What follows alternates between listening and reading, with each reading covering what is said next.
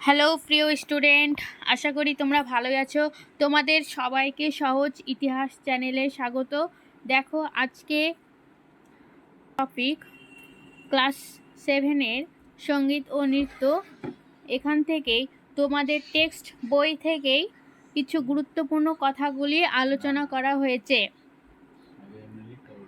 সঙ্গীত ও নৃত্য এই টপিক থেকে যদি তোমরা ভালোভাবে বিষয়টিকে অনুধাবন করতে চাও, তবে এই ভিডিওটিকে প্রথম থেকে শেষ পর্যন্ত দেখো।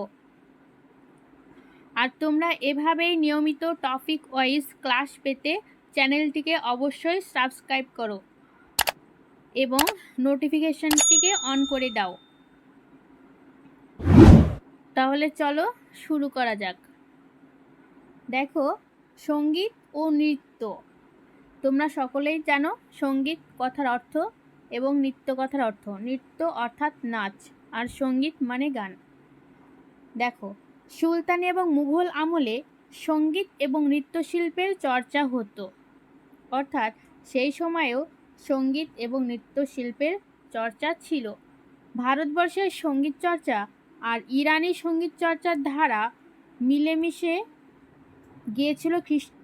খ্রিস্টীয় ত্রয়োদশ শতাব্দী থেকেই সুফি পীররা সমাগানকে তাদের সাধনার অংশ করে তোলে। তোমরা জানো যে সুফিরা তাদের সুফিবাদকে প্রচার করার জন্য গানের মাধ্যমে প্রচার করত এবং তাদের গানগুলিকে বলা হতো সমাগান। সুফি পীররা সমাগানকে তাদের সাধনার অংশ করে তোলেন। পাশাপাশি ভক্তি ধর্মের হাত ধরেও নানান আঞ্চলিক সঙ্গীত চর্চার গড়ে ওঠে।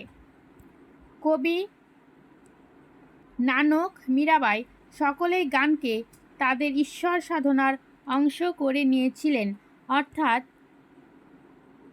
ভক্তিবাদী সাধকরা যে মনে করতেন ঈশ্বরের সঙ্গে সংযোগ স্থাপন করা যায় একমাত্র মনের ভক্তি দিয়ে, তাই তারা ঈশ্বর সাধনার জন্য গানকে বেছে নিয়েছিলেন। শ্রী চৈতন্য কীর্তনের মাধ্যমে বৈষ্ণব ধর্ম প্রচার করা হতো। শ্রী চৈতন্যদেব কীর্তনের মাধ্যমে বৈষ্ণব ধর্মটিকে প্রচার করতেন। এই কীর্তন তোমরা এখনো প্রচলিত আছে দেখবে। সঙ্গীত বিষয়ে লেখা বই অনেক সময় রাজা সুলতানদের উৎসর্গ করা হতো। এই রাজা সুলতানদের সঙ্গীত বিষয়ের বইগুলি উৎসর্গ করা হলে সেই বইগুলির গুরুত্ব আরও বেড়ে যেত। জৌনপুরের ইব্রাহিম শাহ সার্কিকে সঙ্গীত শিরোমণি রচনাটি উৎসর্গ করা হয়। হোসেন শাহ সার্কি নিজে সঙ্গীত রাগ তৈরি করেছিলেন, তাকে হোসেনি বা জৌনপুরি রাগ বলে। তোমরা হয়তো এই রাগ কথাটির অর্থ জানো না। এই রাগ হলো, সঙ্গীত চর্চা করতে গেলে বিভিন্ন রাগের অনুশীলন করার প্রয়োজন পড়ে। যেমন ধরো, সা, রে, গা, মা, পা, এই ধরনের অনেক কিছু বিষয় থাকে।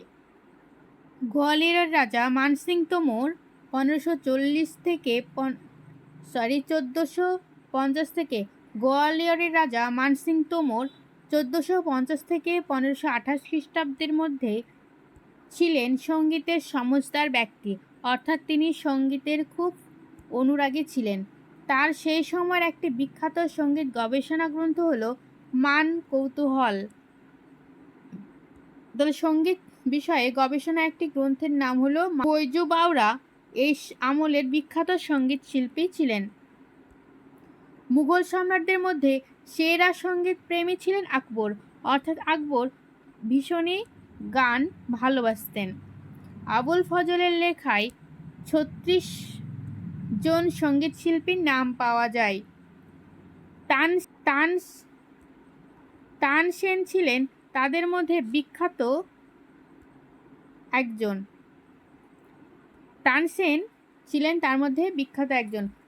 এবার তোমরা মনে রাখবে যে মোগল আমলের একজন বিখ্যাত সঙ্গীত শিল্পী ছিলেন তানসেন। অর্থাৎ প্রশ্নটি যদি এমন হয় যে আকবরের সময়ের একজন বিখ্যাত সঙ্গীত শিল্পীর নাম বলো, তাহলে অবশ্যই অ্যান্সার হবে তানসেন। তিনি কিছু সঙ্গীতের জন্য রাগ সৃষ্টি করেছিলেন, যেমন দীপক, মেঘমল্লার প্রভৃতি। শাহজাহানের সময়ও মুঘল দরবারে সঙ্গীতের প্রচলন ছিল। ঔরঙ্গজেবের রাজত্বের প্রথম 10 বছর সঙ্গীত শিল্পে উৎসাহী ছিলেন। অর্থাৎ ঔরঙ্গজেবও প্রথমে রাজত্বের প্রথম দিকে সঙ্গীত ভালোবাসতেন, কিন্তু তিনি ইসলাম ধর্মকে খুব কঠোরভাবে পালন করার জন্য সরকারিভাবে সঙ্গীত শিল্পটিকে সঙ্গীতের পৃষ্ঠপোষণা বন্ধ করে দেন। অর্থাৎ তারপর তিনি সরকারিভাবে সঙ্গীতের পৃষ্ঠপোষণা বন্ধ করে দেন। আমির খসরু ভারতের প্রাচীন সঙ্গীত চর্চার ব্যাকরণ শেখেন। শাস্ত্রীয় সঙ্গীত বিষয়ে তার অনেক লেখা আছে। খেয়াল, তারানা, কাওয়ালি প্রভৃতি সঙ্গীত রীতি আমির খসরুর সৃষ্টি। তাহলে এটা খুব ইম্পর্টেন্ট, তোমাদের খুব ভালোভাবে মনে রাখতে হবে যে খেয়াল, তারানা এবং কাওয়ালির কে সৃষ্টি করেন। এর সঠিক উত্তর হবে আমির খসরু। পরে দেখো, তিনি সেতার, তবলা, পাখোয়াজ প্রভৃতি বাদ্যযন্ত্রগুলিও বানান। তাহলে সেতার, তবলা, পাখোয়াজ এই সমস্ত বাদ্যযন্ত্রগুলি কে বানান? সঠিক উত্তর হয়ে যাবে আমির খসরু। তিনি অনেক গজল এবং গীতিকাব্য লিখেছিলেন। এবার নৃত্যশিল্প, এই মণিপুরী নৃত্যটি তোমাদের সিলেবাসের অন্তর্গত। এই মণিপুরী নৃত্য সম্পর্কে কিছু কথা জানা যাক। দেখো, ভারতবর্ষের দ্রৌপদী নাচ মূলত 6টি।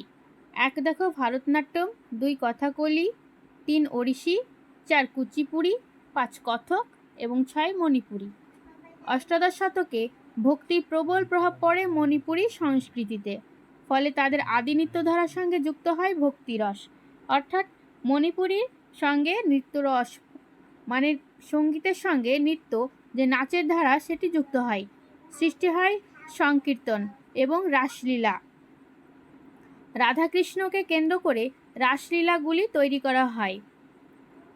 সংকীর্তনে পুঙ্গ নামে ঢোল বাজিয়ে মূলত ছেলেরাই নাচে।